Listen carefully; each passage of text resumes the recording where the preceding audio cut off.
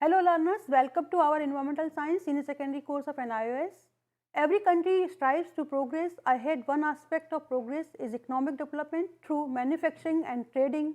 Every country builds industries which provide employment, serve the consumers' needs and help to generate revenue. Development projects in the past were undertaken without any consideration to their environmental consequences. As a result, rivers and lakes got polluted, air pollution reached a threatening level, and piling of industrial waste resulted in land degradation. Industrialization and economic growth provided material comforts and luxuries of life, but at the same time deteriorated the quality of life. In view of the colossal damage to environment by developmental activities, people are now concerned about the environmental impact of developmental projects. EIA enables the decision makers to analyze the effect of developmental activities on the environment, if any, well before the developmental project is implemented. During this program, we will discuss about environmental impact assessment, which is a tool for preventing adverse environmental impact of developmental activities, significance, methodology and practice. This is lesson 24 of module 7. I am Neelam Gupta, course coordinator of environmental science. Welcome in this program of NIOS. So, the objective of this program are need for EIA simultaneously with the developmental project, concept of EIA and its legal aspects, anticipating and overcoming adverse impact of developmental projects, methods and procedures of EIA in India, methods of environmental clearance and forestry clearance, evaluation of EIA and alternative scenario. First, we will take need of EIA for environmental protection. Over the years, human population has been growing. Today, world's population stands at more than 7.6 billion. Human population in our country is now over 1.2 billion. As human population increased, exploitation of environmental resources also increased. So, did the impact on environment? To add to this impact was the enormous garbage generated by more and more humans. Further, to make development of any country sustainable, it became necessary to assess the impact of every development project upon the environment. So, environment impact assessment is a tool for assessment of all projects for preventing adverse effect of developmental activities on environment. Look at the figure. Airports, railway tracks, roads, dams, industries, houses need raw material from environment. These are developmental activities for a country. These activities generate waste as shown in previous slide. Waste is disposed into environment. Waste disposal causes damage to air, soil and water. To save environment from damage and depletion of natural resources, EIA is needed. Now come to the concept of EIA and its legal basis. Sustainable development and conservation of environment are necessary for survival of present and future generations of humans and all living beings. EIA is a tool to evaluate environmental impact of proposed developmental project. Every project requires clearance of after EIA. EIA improves decision making for environmentally sound project. EIA takes into account the ecosystem's assimilation and regeneration capacities. For any new developmental project, environmental clearance through EIA is mandatory. This figure shows anticipated environmental impact of developmental project left side and right side environmental impact rectification after EIA. The important aspect of EIA are risk assessment, environmental management and post-product monitoring. EIA provides a cost-effective method to eliminate or minimize the adverse impact of development projects. Now come to the legal basis of environmental impact assessment. EIA guidelines follow basic legal and policy equipment. EIA is to serve as a primary environmental tool with clear provisions, apply consistently to all proposals with potential environmental impacts, use scientific practices and suggest strategies for mitigation, address all possible factors such as short term, long term, small scale and large scale effects. Consider sustainable aspects such as capacity for assimilation, carrying capacity, biodiversity protection, lay down a flexible approach with and provides for public involvement, have inbuilt mechanism of follow-up and feedback for comply into mandatory requirements, include mechanisms for monitoring, auditing and evaluation. EIA was introduced in India in 1978 with respect to river valley projects. EIA is now mandatory for 30 categories of projects, and these projects get environmental clearance only after the EIA requirements are fulfilled.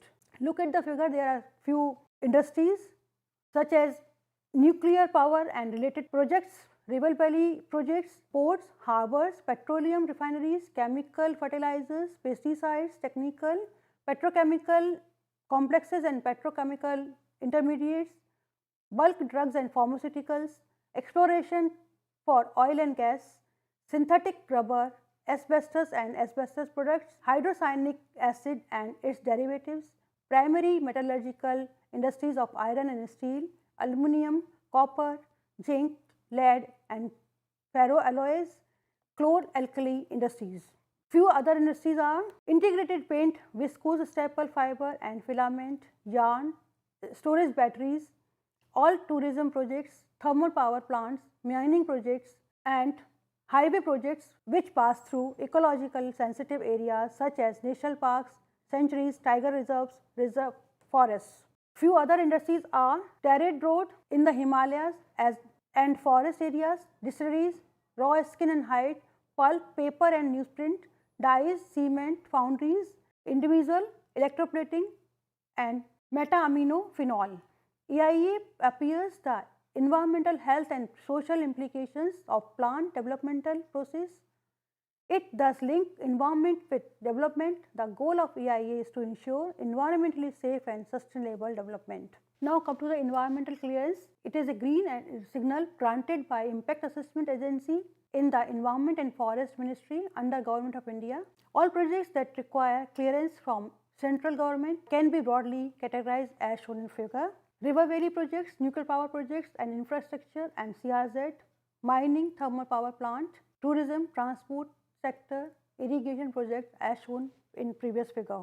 Now, what all is assessed in EIA? Assessment of existing environmental status, assessment of various factors of ecosystem, analysis of adverse environment impact of the proposed project to be started, impact on people in the neighborhood.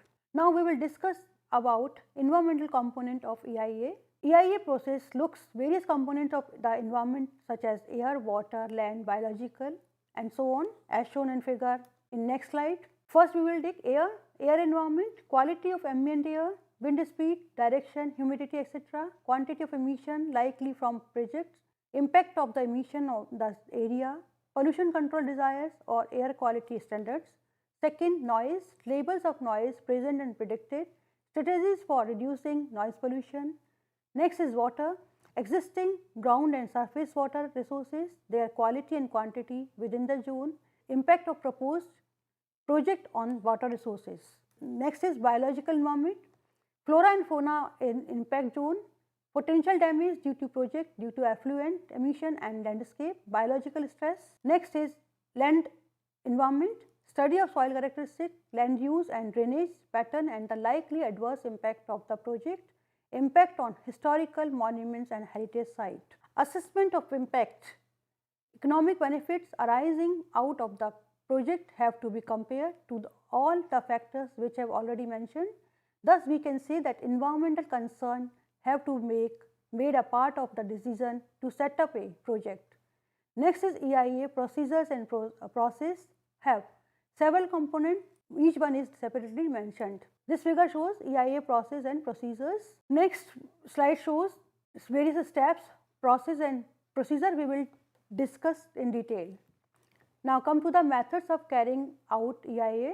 Preparation of EIA report comprises the following steps: collection of baseline data from primary and secondary sources, prediction of impact based on past experiences and mathematical modeling, evaluation of impact versus evaluation of net cost benefit, preparation of environmental management plans to reduce the impact to the minimum, quantitative estimation of financial cost of monitoring plan and the mitigation measures, preparation of environmental management plans to reduce the impacts of the minimum, quantitative estimation of financial cost of monitoring plan and the mitigation measures. Now come to the steps in EIA process. EIA involves the steps mentioned are: first, screening. The project plan is screened for scale of investment, location and type of development, and if the project needs statutory clearance. Second, scoping. The project's potential impact, zone of impacts, mitigation possibilities and need for monitoring. The EIA agency has to follow the published guidelines by Ministry of Environment, Forest and Climate Change, MOEFCC, Government of India. Next is collection of baseline data. Baseline data is an environmental status of a study area.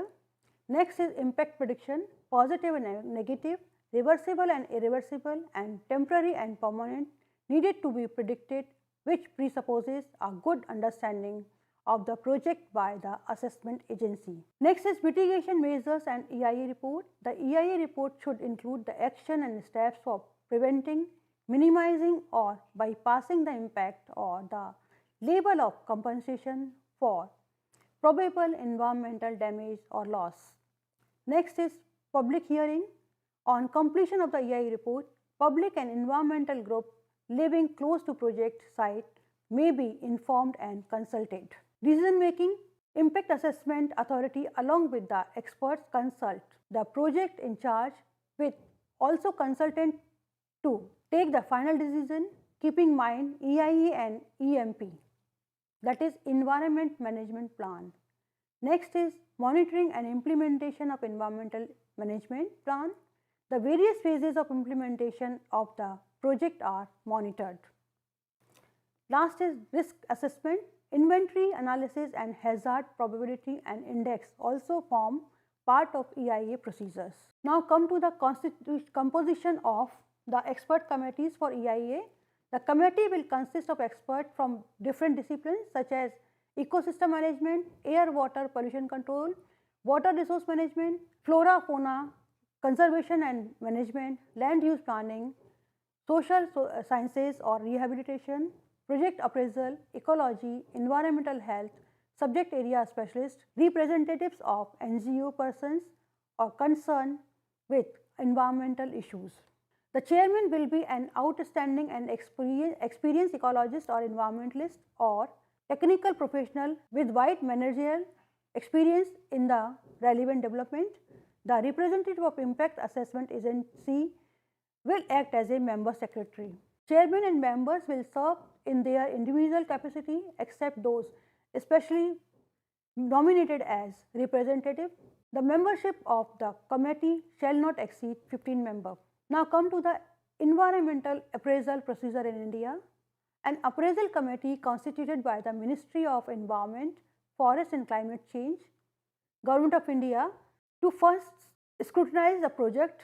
This committee evaluates the impact of the project based on the data presented by the project authorities. If necessary, Ministry of Environment, Forest and Climate Change may also with the investors and hold consultation with experts on specific issues as and when necessary. After considering all the facts of the project, environmental clearance is accorded subject to implementation of the stipulated environmental safeguards.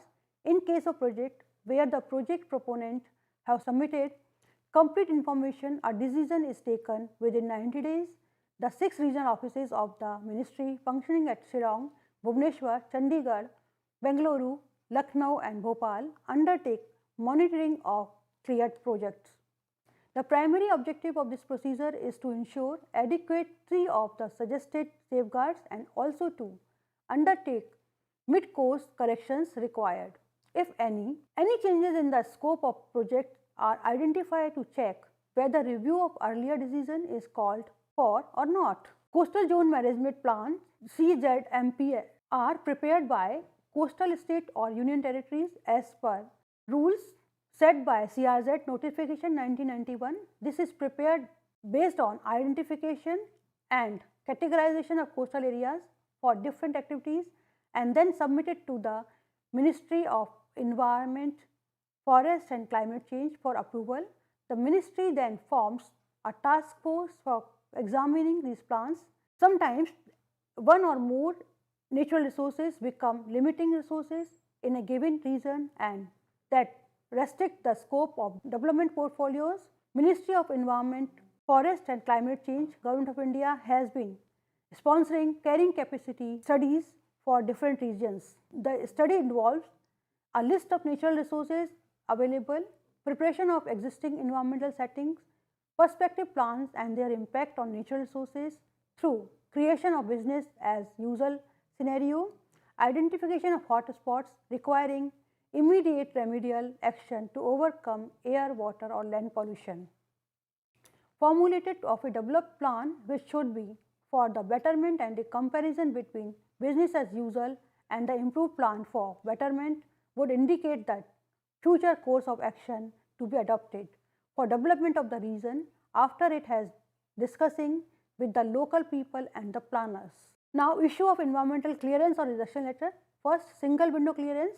When a project requires both environmental clearance as well as approval under the Forest Act 1980, proposals for both are required to be given simultaneously to the concerned division of the ministry. The processing is done simultaneously for clearance or rejection, although separate letters may issue. If the project does not involve diversion of forest land, the case is processed only for environmental clearance. Next is time frame. Once all the requisite documents and data from the project authorities are received and public hearing where required has been held, assessment and evaluation of the project from the environment angle is completed within 90 days and the decision of the ministry shall be conveyed within the 30 days thereafter. Next is post project monitoring. It is to be noted that whenever a project is given environment clearance, a set of recommendations and conditions are stipulated by the appraisal committee in a case to case basis, which have to be compiled with by the project proponent. Once the project is commissioned, the project authorities are required to submit a half-yearly compliance report to the ministry about the compliance of conditions stipulated in the environment clearance order by the ministry. To monitor the implementation of the recommendation and condition stipulated by the appraisal committee, subject to which the environmental clearance has been given, the 6 regional offices of the ministry help in post-project monitoring of the cleared project. Case of non-compliance of the recommendation and conditions by cleared project, units are brought to the notice of the ministry, which may then initiate action against the project authorities as described later under obtaining environmental clearance flowchart. Now, come to the main participants of EIA. EIA applies to public and private sectors sections. The 6 main players are: first, those who propose the project; second, the environmental consultant who prepare EIA on behalf of project proponent; third, pollution control board, either state or national; fourth, public has the right to express their opinion; fifth, the impact assessment agency; and sixth, regional center of the Ministry of Environment, Forest and Climate Change. The participant in EIA are: first, developer who proposes the project; second, government department which regulate the project; and the general public as shown in the figure. Now come to the environmental clearance. The entire EIA process up to obtaining environmental clearance as shown in this flow chart.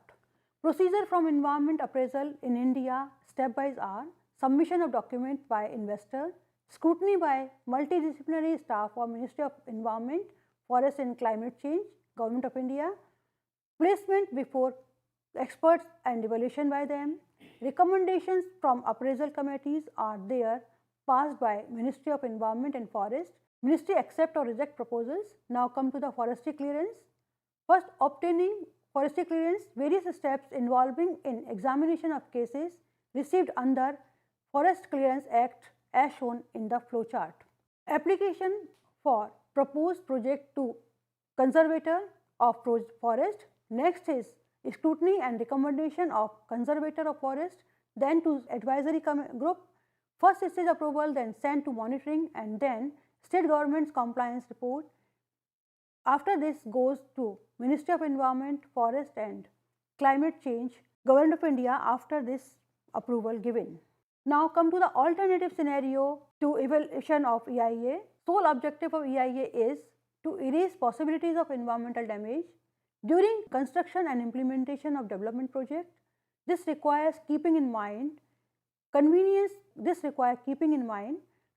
of those living in the neighborhood and local public, health of laborers and other directly and physically involved in construction.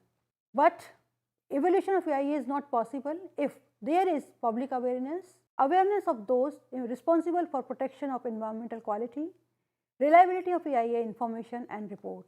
Before we wrap up, we would like to recap the main points, that is what we have learned.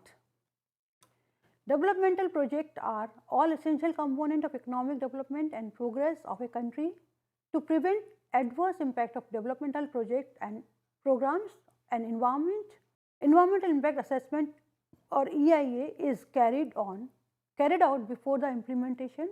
While development is important, more important is environmental protection, so that there is sustainable development and the environmental resources remain available to future generations. EIA is a tool for anticipating any harmful effect or developmental activities on the environment, as it clears the project plans only after mitigating all probable damaging effects on the environment. As a tool, EIA improves decision making and ensures environmental safety. Important aspects of EIA are risk assessment, environmental management and post-product monitoring. Integrity, utility and sustainability are the core values of EIA. There is several legal bases of EIA, as it not only appraises environmental health but also the social implication of plant developmental projects. In India, the projects that require clearance for the government are related industries, mining power plants, river valley projects, nuclear power projects and coastal regulation zone. The environmental component of EIA are associated with air, water, organism, noise and land. The EIA report is prepared after collection of baseline data, prediction of impact, evaluation of net cost benefit versus evaluation of impacts, monitoring strategies and mitigation strategies and their quantities, estimation, environmental monitoring plans. EIA processes are screening, scoping, collection of baseline data, impact prediction, mitigation measures, public hearing, decision making, monitoring and implementing EMP or risk assessment. Experts from ecosystem management, pollution control, resource management, land use planning, rehabilitation project, appraisal, ecology and NGOs concerned with environmental issues. Clearance or rejection issues are single window clearance, time frame and post project monitoring. The participation in EIA are developer who proposes the project, government department which regulate the project and the general public. An effective EIA is focused, time bound, cost effective and reliable. Dear learners, this is all about lesson number 24, Environment Impact Assessment. We will come again to meet you with a new program for environmental science. Thank you.